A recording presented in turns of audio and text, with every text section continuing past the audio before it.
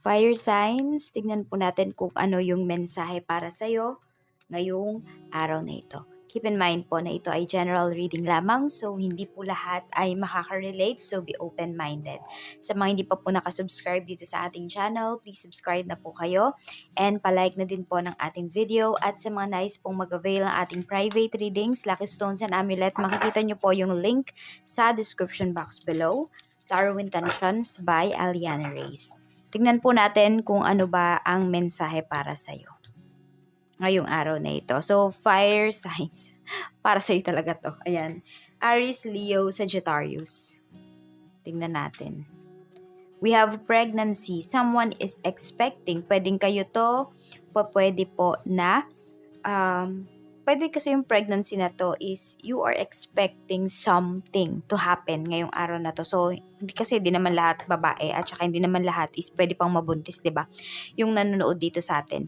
So, pwede po na may mga mahalagang bagay na mangyayari po sa inyo na pwedeng pinagplanuhan nyo po ito. And pwede rin, ayan, baka meron kayong kakilala, fire signs na malapit ng mga anak, ganyan. So, tignan po natin kung ano ang mensahe pa for you. We have give it time. Everything in divine timing. Let things flow. Okay. So kung ano man po itong ine-expect ninyo. So sabi nga dito ni universe is expect the unexpected. Ayan. So meron tayo ditong divorce. So pwedeng meron ditong ayun, yung iba sa inyo, ingat kayo kasi pwedeng may mag-break, may magtalo ngayong araw na ito. Or kung meron kayong mga kontrata na pinirmahan, so pwedeng may dito, breach of contract na mangyayari po dito.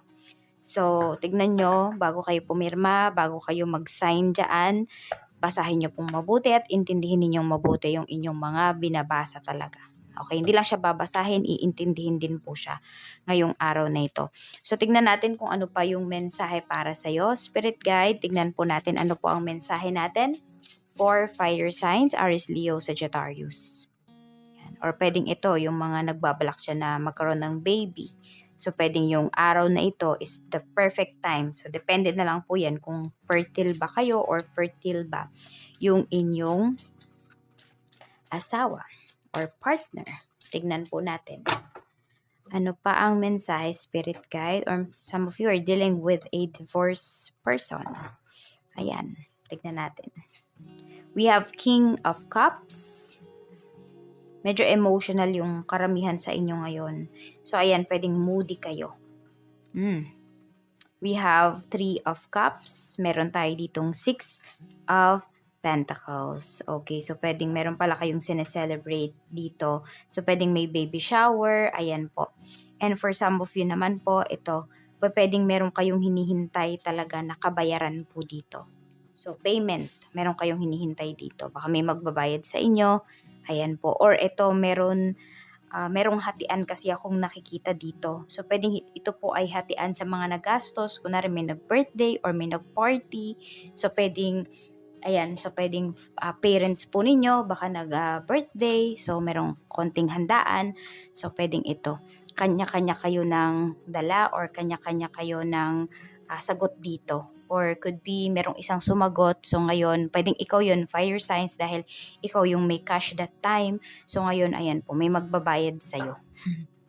So, tignan natin kung ano pa yung mensahe for you pagdating naman sa ano pa yung mga pwedeng mangyari sa iyo ngayong araw na ito. So, meron tayong Six of Swords. So, may pag-alis. Ayan po. May pag-move on din akong nakikita dito. So, ayan. Meron dito baka iniwan po kayo ng person ninyo nung kayo ay buntis pa or ngayon na kayo ay buntis. Fire signs. So, kasi ito, lumabas yung energy ng person mo dito. So, pwede po na may pagbabalikan na mangyari dito na may pagbabalik. We have Nine of Cups. Okay, so magiging happy po ulit kayo. We have the Chariot. So kung ano tong minamanifest ninyo, sinasabi ni Universe na give it time, huwag kayong magmadali. Kasi lahat naman ng hinihiling ninyo ay ibibigay po sa inyo. Okay, kaya lang sa tamang oras ito. Maaring feeling mo, kailangan mo na yan ngayon, pero si Universe, alam niya na hindi pa yan yung kailangan mong pagtuunan ng pansin sa ngayon. So, tignan nyo po, huwag nyong paikutin sa isang bagay, sa isang tao yung yung inyong emosyon, yung mga nangyayari ba sa life ninyo ngayon. Napakadami nyo pong pwedeng gawin, fire sign, so magtuon kayo ng pansin sa mga bagay na yun. Tignan po natin, pagdating sa trabaho, we have 4 of Cups. Ayan, marami sa inyo dito medyo frustrated, medyo hindi kayo masaya sa tinatakbo po ng inyong trabaho. So, ayan o. Kailangan nyo lang talaga dito is magtiyaga.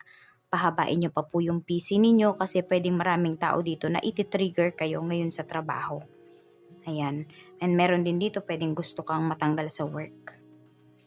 Meron tayo ditong The Hermit pagdating naman sa negosyo. So pagdating po sa negosyo, alamin nyo lahat ng pasikot-sikot sa negosyo ninyo. Tandaan ninyo yung mga na-experience po ninyo pagdating dito sa inyong negosyo. Meron tayong Knight of Pentacles. Okay? So pakinggan mo rin yung sinasabi ng mga staffs mo if you have one or if you have two or kung ilan man yung staff mo. Or pwedeng nagbe-brainstorming yung iba sa inyo. Kung meron kayong mga feedbacks na nare-receive coming from your clients, pahalagahan nyo po yon, write it down, basahin ninyo kasi maaring sabihin natin, hindi man siguro sobrang ganda ng mga mensahe na nare-receive mo pero makakatulong po yun sa business mo. So we have Knight of Pentacles. Nakita nyo, medyo mabagal po yung flow ng finances ninyo or ng kita ninyo ngayon, fire signs, pagdating dito sa inyong business. Pero sinasabi ni universe, tiyaga lang talaga. Okay? Hindi lang tiyaga, kung hindi maging madiskarte kayo. Tignan naman natin, pagdating naman sa iyong kaperahan. We have Page of Cups. So may message kayo na marireceive. Okay? Meron ding tao dito na pwedeng hindi kayo sineseryoso pagdating sa usapang pera. Okay, iniisip niya siguro okay lang sa'yo lahat ng ginagawa niya, okay lang na hingian ka niya, okay lang na hindi niya ibalik yung sukli. Ganun yung nakikita ko dito. We have the Tower. Okay, so mukhang ikaw dito ay sabihin natin, sasabog ka na, mapupuno ka na dun sa tao na yun kasi pwedeng lagi niya yung ginagawa. Every time na may inuutos ka sa kanya, hindi niya binabalik yung sukli or basta ganun, parang nilalamangan ka niya. Yun yung nakikita ko dito. Ayan po. And also, meron din ako nakikita dito, kung meron na po kayong mga anak, fire signs, ang nakikita ko kasi is pwedeng bumibili ka ng mga baon nila, tapos pwedeng wala pang ilang araw, ubos na. So, nainis ka na dito. Okay, mainis ka ngayong araw, pwede mapagsabihan mo sila. Kasi, yun, di ba, nagbabudget ka, pero hindi umaabot yung budget mo kasi, ayun, napakatatakaw. So, pwedeng nag-iisip yung iba sa inyo ngayon, pera ba yung ibibigay mo o magbibigay ka na ba ng pera or pagkain pa rin yung ipapabaon mo sa kanila. So yan, pwedeng i-discuss nyo yan ng family mo, ng anak mo at saka ng mga anak mo at saka ng asawa mo ngayong araw. So pwedeng pag-uusapan nyo yan. Kaya ayan pwedeng caution ayan. So, ayan po, baka kailangan nyo na talaga is baguhin yung routine, baguhin po yung inyong mga pinapabaon sa inyong mga anak. Kasi sabihin natin, pwedeng, di ko alam kung yung mga ready-made ba yan na cupcake, mga ganyan. So, parang hindi rin talaga siya healthy. So, nasa sa inyo po yan kasi depende naman kung may oras ba kayo or wala. Tignan po natin pagdating naman sa iyong love life. We have 10 of Swords. Ayan yung iba nga po sa inyo, di ba? Ayan. Nasa breakup. Ayan. Or could be divorce. Annulled po yung iba sa inyo. So, medyo malungkot, no? Yung iba po sa inyo ngayon. Yan. Feeling mo binetray ka ng person mo. Pwede rin naman yung iba po sa inyo, maaaring hindi kayo talaga naghiwalay, pero hindi kayo nagpapansinan ngayon kahit nasa iisang bahay kayo. Pwede na may mga decision makings yung person mo na hindi ka ba sinasama. Ayan po. Feeling mo nagiging selfish siya pagdating dito sa mga decisions ninyo sa inyong relationship. Parang binabypass ka niya. Hindi ka niya tinatanong, ganyan. So, ayan lang po yung mensahe para sa'yo.